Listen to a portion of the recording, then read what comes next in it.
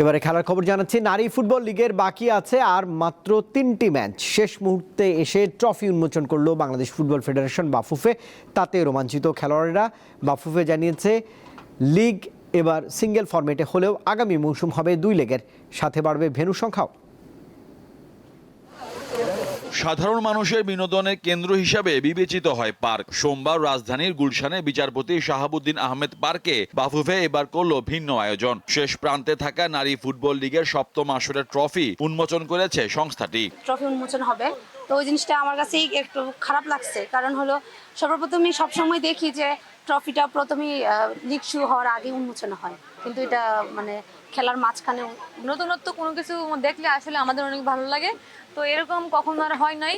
আমি 5বার লিগ খেলছি, তো 5বারের এই প্রথম হচ্ছে এরকম মানে ট্রফি উন্মোচন হয়েছে, অনেক ভালো লাগছে আর কি। এইবার লিগের যথেষ্ট কম্পিটিশন হয়েছে বলে আমি মনে করি। কারণ আপনি যেটা বলতেছেন যে অনেক টিম গোল করতে পারেনি, আসলে এটা হতে পারে তাদের টিমের ইনজুরি থাকতে পারে বা দলের অনেক সমস্যা থাকে না।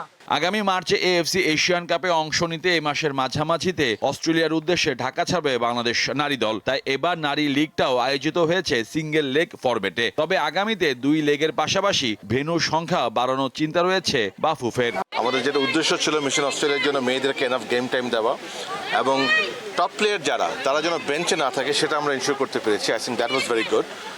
বাট এবছর তো আবার হবে, এই WFL আবার হবে। আশা করি 2টা টায়ার করে করবো, 1 and 2। এবার যেটা হয়েছে আমাদের চ্যালেঞ্জ ছিল, আমাদের সময়ের একটা ব্যাপার ছিল।